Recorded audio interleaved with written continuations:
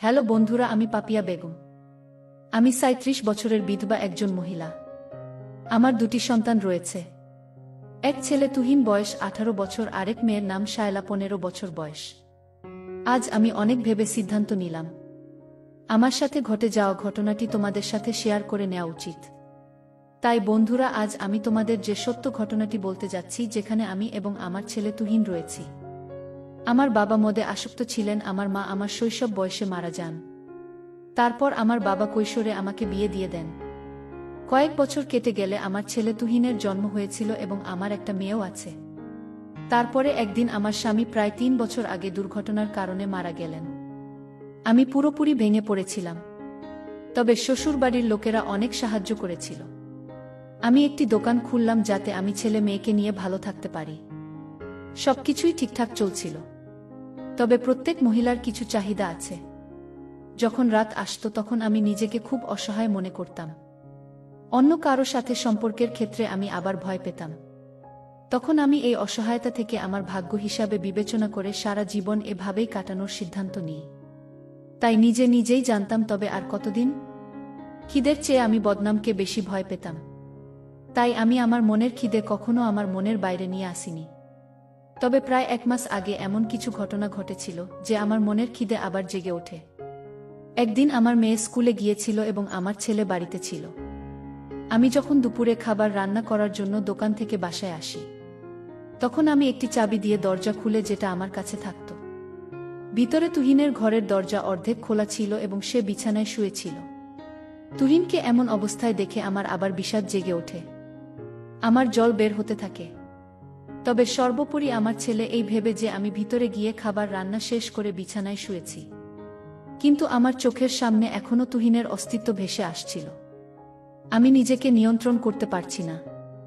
আমি আমার ইচ্ছেকে নিজেই শান্ত করার চেষ্টা করলাম, কিন্তু তবুও মন মানতে চাইছে না।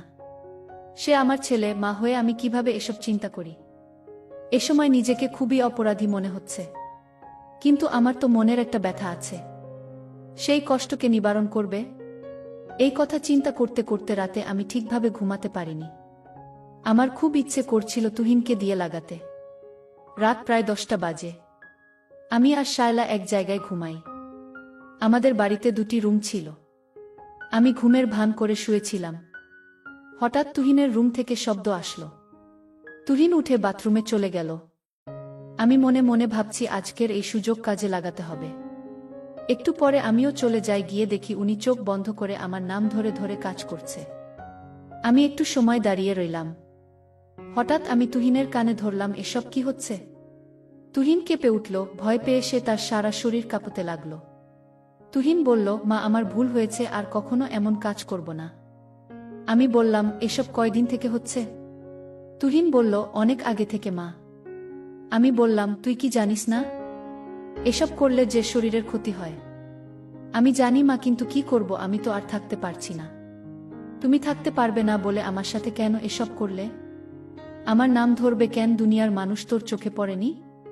মা, ভুল হয়েছে, আর কখনো এমন কাজ করব না। এখন তুমি আমাকে যে শাস্তি দিবে আমি মেনে নেব। আমি তুহিনের ভয় দেখে মনে মনে হাসছি, কিন্তু তার সাথে ঠিকই রাগ করে কথা বলছি। তার ওটা দাঁড়িয়ে আছে, আমি লোভ সামলাতে পারিনি। আর ভাবছি, আজ আমার এই সুযোগটা কাজে লাগিয়ে তুহিনকে আমার স্বামী বানাব।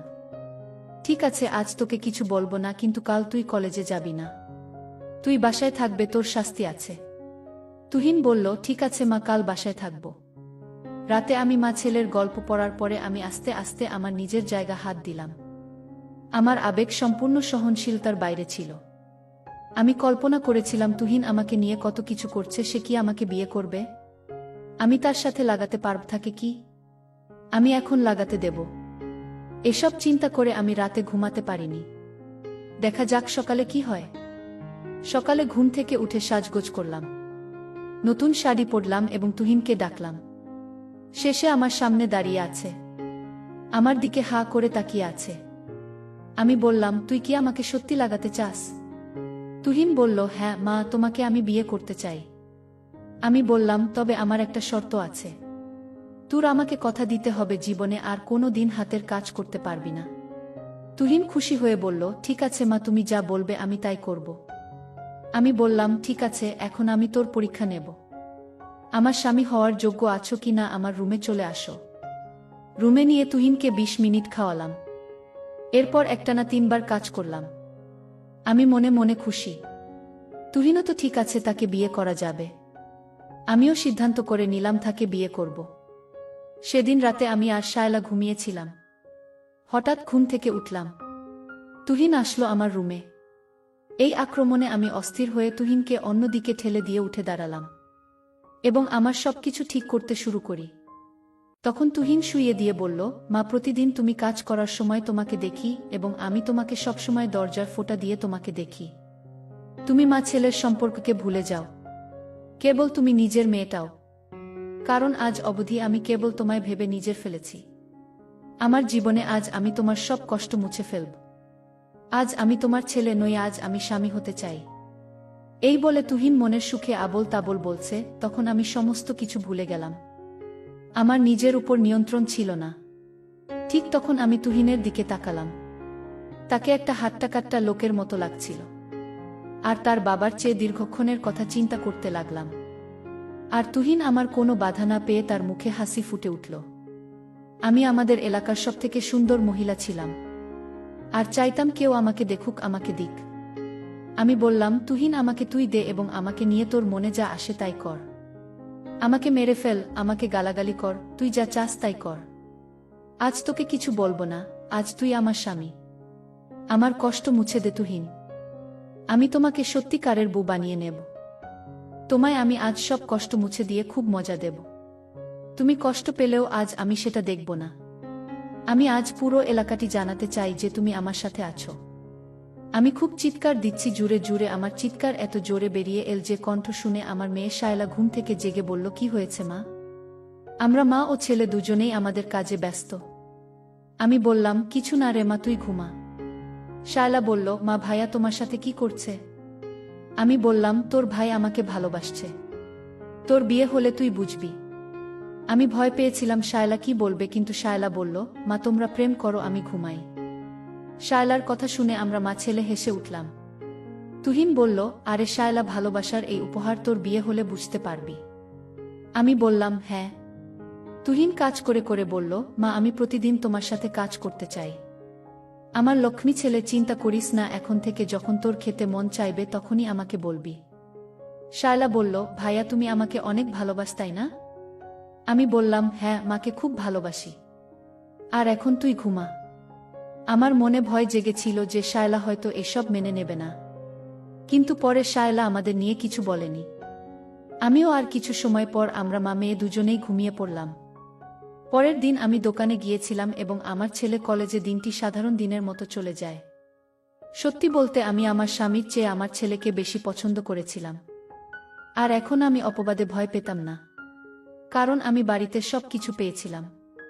রাত 9টা নাগাদ আমি দোকান থেকে বাড়ি চলে আসি। শায়লা তার পড়াশোনায় ব্যস্ত ছিল এবং তুহিন ল্যাপটপে কিছু একটা করছিল। আমি তার কাছে গিয়ে জিজ্ঞাসা করলাম, কি করছিস? তুহিন বলল, মা, আমি কলকাতায় একটি আন্তর্জাতিক কল সেন্টারে চাকরি পেয়েছি। মাসে বেতন 28,000 টাকা এবং আলাদাভাবে আমাদেরকে একটা ফ্ল্যাট দেওয়া হবে। আমি বললাম, এটা খুব খুশির সংবাদ। আমি এখানে আর থাকতে চাই না। চলো দোকানটি বিক্রি করে আমরা কলকাতায় চলে যাই। তুমি এবং শায়লা আমরা সেখানে আমাদের সম্পর্ক চালিয়ে যেতে সক্ষম হবে। যদিও বিষয়টি নিয়ে আমার মনে ছিল না, কিন্তু শ্বশুরবাড়ির কারণে আমি কিছুটা দ্বিধাগ্রস্ত ছিলাম। আমি তুহিনকে বললাম, এই বিষয়ে আমাদের আরও ভাবা উচিত। এত তাড়াতাড়ি কোনো সিদ্ধান্ত নেওয়া যাবে না। এরপরে আমি তুহিনকে বললাম, তুই মুরগি অনেক পছন্দ করি তাই না? তুহিন বলল, হ্যাঁ মা, আজ মুরগি রান্না করো। আমি তুহিনকে টাকা দিয়ে বললাম, তুহিন মুরগি এনে দে, আমি রান্না করছি। তুহিন এসে টাকা নিয়ে বাইরে চলে গেল। কিছুক্ষণ পর তুহিন মুরগি নিয়ে এলে আমি মুরগি রান্না করে প্রথমে শায়লাকে খাওয়ালাম খাওয়ার পরে সে ঘুমাতে গেল। তখন আমি তুহিনকে বললাম, বাবা, তুহিনও তো মুরগির তরকারিটা আমার ঘরে নিয়ে যা, আমি রান্নাঘরে কাজ শেষ করে আসছি। তুহিন ঘরের ভিতরে গেল। আমি রান্নাঘরের সমস্ত কাজ শেষ করে ঘরের ভিতর চলে গেলাম। তুহিন বিছানায় শুয়েছিল এবং মুরগির তরকারি বিছানা রাখা। আমিও বিছানায় বসলাম। যখন তুহিনের বাবা বেঁচে ছিল তখন সেও মুরগি পছন্দ করত। তুহিন বলল, মা, মুরগি খাবে না? তোমার না খুব পছন্দ? আমি বললাম, হ্যাঁ, আমার ভাল লাগে। তবে এরকম শুকনো ভাল লাগে না। তুহিনের সব বুঝতে পেরে আমাকে অবাক করে বলল, মা, তুমি কি ড্রিঙ্ক খাও? আমি বললাম, হ্যাঁ, তোর বাবা বেঁচে থাকার সময় মুরগি রান্না করলে সাথে লাল পানি খাওয়া হতো। এখনই তোমার লাল পানি খাওয়ার ইচ্ছা পূরণ করছি। এখনই নিয়ে আসছি। আমি বললাম, না থাক, এত রাতে কোথায় যাবি? তুহিন লাল পানি নিয়ে আসলা। তারপর আমি আর তুহিন মুরগির সাথে লাল পানি খেলাম। সেদিন আমি আর উনি মিলে অনেক আনন্দ করলাম। সারা রাত আমি ঘুমাইনি। মা, আমি তোমাকে খুব পছন্দ করি। আমার সাথে কলকাতায় চলো। সেখানে কেউ আমাদের চিনবে না। এই কথা শুনে আমার আনন্দের সীমা রইল না। আমি বললাম, তুহিন, ঠিক আছে, আমিও সারা জীবন তোর সাথে থাকতে চাই। তবে সেখানে যদি কেউ জিজ্ঞেস করে তোর বাবা কে এবং আমার সাথে সম্পর্ক কি, তখন তুই কি বলবি? তুমি চিন্তা করো না, বড় শহরে কাউকে নিয়ে কেউ ভাবে না। তারপরও যদি কেউ জিজ্ঞাসা করে, আমি বলবো যে আমি তোমার স্বামী। আমি বললাম, তুহিন, তাহলে ঠিক আছে। সেখানে আমাদের কেউ চিনবে না, সমাজে কেউ কিছু বলবে না এবং আমরা বাকিটা জীবন সুন্দরভাবে উপভোগ করতে পারব। আর যখন তুমি বিয়ে করতে চাইবে, তখন আমরা অন্য শহরে চলে যাব। মা, আমি আর বিয়ে করব না, তোমাকে পেয়ে আমি খুশি। তুহিনের কথা শুনে আমি আনন্দে হেসে উঠলাম। তুমি কি বলছো? মা, যত তাড়াতাড়ি সম্ভব পরিকল্পনা করতে হবে। কিন্তু শায়লাকে কিভাবে বুঝাবো? আমি বললাম, আমি তাকে বোঝাব, তুই চিন্তা করিস না। আমি তাকে সব বোঝাব। তবে আমিও তোর কাছ থেকে একটি জিনিস চাই। পরদিন সকাল 8টায় উঠলাম। আমাদের ঘুমে দেখে শায়লা স্কুলে চলে গেছে। তবে এটা আমাদের পক্ষে ভালো ছিল। তাই সকালের নাস্তা শেষে আমরা পরিকল্পনা তৈরিতে ব্যস্ত হয়ে পড়ি। ব্যাপারটা কি হবে এবং তাকে কিভাবে রাজি করানো যায়। দুপুর 2টায় শায়লা স্কুল থেকে এসে চুপচাপ ঘরে ঢুকে আওয়াজ দিলে, এখানে এসো। আমি সঙ্গে সঙ্গে তার কাছে গিয়ে জিজ্ঞাসা করলাম, কি হয়েছে রে শায়লা? সকালে তুই নাস্তা না করে স্কুলে গেলেই যে? শায়লা বলল, গত রাতে আমি সব কিছু দেখেছি। কারণ বাবা চলে যাওয়ার পরে আর তোমাকে এত খুশি দেখিনি। আমি বললাম যে এটা কাউকে বলবি না। আর এখন আমরা সবাই কলকাতায় যাব। তাই নাকি মা? শায়লা খুশি হয়ে যায়। তবে আমার পড়াশোনা ঠিকঠাক হবে তো? আমি কাউকে কিছু বলবো না, তুমি আর ভাই যা ঠিক মনে করো তাই করো। আমি তোমাদের পুরোপুরি সমর্থন করব। এই কথা শুনে আমার মন খুশিতে ভরে গেল এবং আমি তুহিনকে সব বললাম। এর কয়েকদিন পর আমরা কলকাতায় রওনা দেওয়ার পরিকল্পনা শুরু করলাম। দোকান বিক্রি করে অনেক টাকা পেয়েছি। সবকিছু ঠিকঠাক করে নির্দিষ্ট সময় অনুযায়ী আমরা সকলেই কলকাতায় যাওয়ার জন্য স্টেশনে পৌঁছালাম এবং ট্রেন আসার সাথে সাথে উঠে বসলাম। তুহিন পুরো কেবিন বুক করে নিয়েছিল। তাই আমরা সকলে আরামে বসে দুপুরের খাবার খেয়ে কিছুক্ষণ শুয়ে পড়লাম। সন্ধ্যা 6টায় আমার ঘুম ভাঙল। কিন্তু তুহিন এবং শায়লা তখন ঘুমিয়েছিল। আমি তাকিয়ে দেখলাম এখন ট্রেন আমাদের শহরকে অনেক দূরে ফেলে এসেছে। আমি ভাবলাম, তুহিন ঘুম থেকে ওঠার আগে তাকে অবাক করে দেওয়া যাক। আমি একটা টপস আর জিন্স পরে ট্রেনের জানালা দিয়ে বাইরে তাকিয়ে তুহিনের ওঠার জন্য বসে থাকলাম। প্রায় 7টার দিকে তুহিন ঘুম থেকে উঠে অবাক হয়ে আমার দিকে তাকিয়ে আছে। মা, তোমাকে তো চেনাই যাচ্ছে না, নায়িকা দীপিকার মতো লাগছে। আমি বললাম, তুই তো জানিস তোর বাবা চলে যাওয়ার পর আমি কতটা কষ্টে ছিলাম। এখন আমরা নতুন শহরে চলে যাচ্ছি। তাই আমি ভাবলাম আমিও নিজেকে নতুনভাবে সাজিয়ে জীবনের সকল সুখ খুঁজে নিই। আমি তোমাকে সব সময় সুখী দেখতে চাই মা, কারণ আমি তোমাকে সব সময় কাঁদতে দেখেছি। শায়লাও ঘুম থেকে উঠে আমার দিকে হা করে তাকিয়ে আছে।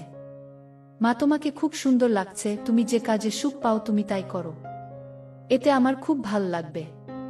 তাই মা, তুমি যা কিছু করতে চাও তা কর, এতে আমার সর্বদা সমর্থন থাকবে।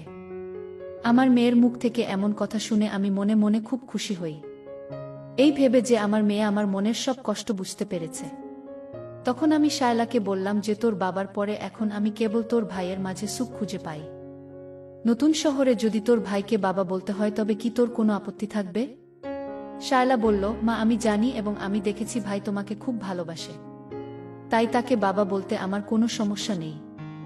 যদি ভাইকে বাইরের লোকের সামনে বাবা বলতে হয় তবে আমি তাই বলবো, কারণ আমি তোমায় শুধু সুখী দেখতে চাই। আমি কাঁদতে কাঁদতে আমার সোনা মেয়ে আর আমি আমার মেয়ের কপালে চুমু খেলাম। শায়লা বলল, ভাই, মা তোমার সাথে খুব খুশি, এটা দেখে আমার খুবই ভালো লাগে। আমি তোমাকে সুখে রাখার জন্য যথাসাধ্য চেষ্টা করি। এভাবেই রাত 9টা বেজে গেল, রাতের খাবার আসল। আমরা সবাই হাত ধুয়ে বসলাম। তখন শায়লা বলল, এই কথা আমাকে খানিকটা নাড়া দিয়েছিল। তখন জনবল, আমি চাই তুমি সব সময় ভাইয়ের সাথে বসে খাবার খাও।